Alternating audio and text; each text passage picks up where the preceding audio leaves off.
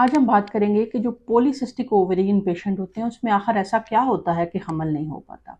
मैं हूं doctor Naila, consultant gynaecologist और आईवीएफ स्पेशलिस्ट गायनी सॉल्यूशन के फोरम से। आज हम बात करेंगे कि पॉलीसिस्टिक ओवेरियन पेशेंट जो है उनके अंदर नेचुरल प्रेगनेंसी क्यों मुश्किल होती है। नेचुरल प्रेगनेंसी होने के लिए सबसे पहले क्या होता है कि जैसे ही फीमेल को पीरियड्स आते हैं एंडोमेट्रियम शेड हो जाती है। पुरानी एंडोमेट्रियम शेड होते साथ ही अंडेदानी के अंदर एक अंडा मिच्योर होने लग जाता है, क्योंकि हमारे ब्रेन से एक हार्मोन आता है जिसको हम कहते हैं फॉलिकल स्टिमुलेटिंग हार्मोन। वो अंडेदानी के अंदर मौजूद फॉलिकल के साइज को बड़ा करता करता 14वें दिन के ऊपर जाके उसका एग फॉलिकल का जो साइज होता है वो काफी हद तक मिच्योर हो जाता है और अगले 1 या 2 दिन के अंदर वो रिलीज हो जाता है। इन पेशेंट के अंदर फॉलिकल स्टिमुलेटिंग हार्मोन प्रॉपर नहीं होता, जिसकी वजह से इनका अंडा फॉलिकल स्टिमुलेट नहीं होता, उसके अंदर उसका साइज नहीं बढ़ता और वो अंडा मिच्योर नहीं होता। सबसे पहली वजह इन पीसीओएस के पेशेंट के अंदर अंडा मिच्योर ना होना सबसे बड़ी वजह होती है।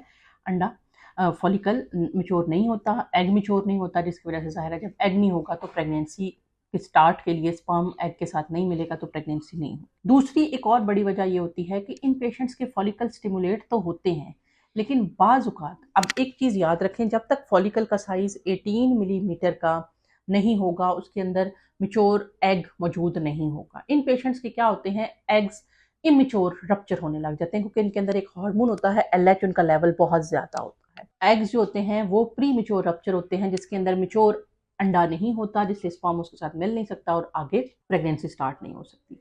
या तो अंडा मिच्योर होना स्टार्ट ही नहीं होता, और अगर मिच्योर होना स्टार्ट होता है तो वो प्रॉपरली मिच्योर नहीं हुआ होता और उससे पहले ही क्या हो जाता है, वो रप्चर हो जाता है। प्री मिच्योर ओव्यूलेशन होती है, या तो ओव्यूलेशन होती नहीं है क्योंकि एग मिच्योर ही नहीं होता, और अगर होती है तो प्री मिच्योर ओव्यूलेशन हो जाती है जिसमें कि मिच्योर अंडा नहीं होता है। तीसरी इंपॉर्टेंट चीज ये होती है कि इन पेशेंट्स की जो एंडोमेट्रियम की अंदरूनी तय होती है वो बहुत ज़्यादा नरम नहीं होती, इनकी एंडोमेट्रियल थिकनेस अच्छे से नहीं बनती है क्योंकि इनके अंदर सीरम इंसुलिन की रेजिस्टेंस बहुत ज़्यादा होती है और इनका एलएच का लेवल बहुत ज़्यादा होता है, जिसकी वजह से जो ईस्ट्रोजन हार्मोन होता है वो कम बनता है, क्योंकि फॉलिकल स्टिमुलेटिंग कम हार्मोन कम आ रहा होता है। इसलिए ईस्ट्रोजन बेसिकली यूट्रस की अंदरूनी तय को नरम करती है ताकि जब बीच वहां पे आके पहुंचे तो ज़मीन तैयार हो और वो आगे 9 महीने उसको लेके चले। तो इनकी जो यूट्रस होती है वो भी बाज़-औक़ात प्रॉपर से रेडी नहीं होती है।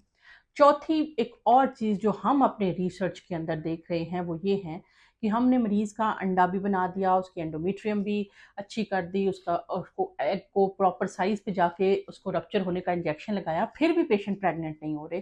तो उस सूरत हाल के अंदर माइक्रोस्कोपिक लेवल के अंदर हमने ये चीज़ देखी कि जब हम अब पेशेंट का एग निकालने के बाद आईवीएफ में उसको माइक्रोस्कोप के नीचे ऑब्जर्व किया तो उनकी शेल बहुत थिक थे। उनके इतने शेल थिक थे कि थीका इतना थिक था कि हम इक्सी नीडल करते हुए बाज़ हमारी इक्सी नीडल्स ब्रेक हो जाती हैं।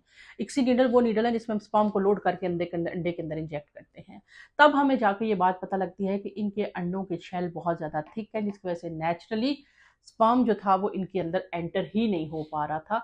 बज़ाहिर देखने में फॉलिकल भी मैच्योर होता था, रिलीज भी हो रहा था, ट्यूबें भी खुली थी, स्पर्म भी ठीक थे, लेकिन स्पर्म और अंडा आपस में यकजान नहीं हो पा रहे थे। अगर आपको पीसीओएस है, आपने मेडिसिन का ट्रीटमेंट करवा लिया, आपकी शादी को 3 साल से ज़्यादा हो गए हैं, तो आप इक्सी की तरफ जाके अपना बैंक बना के अपना बच्चा हासिल कर सकते हैं।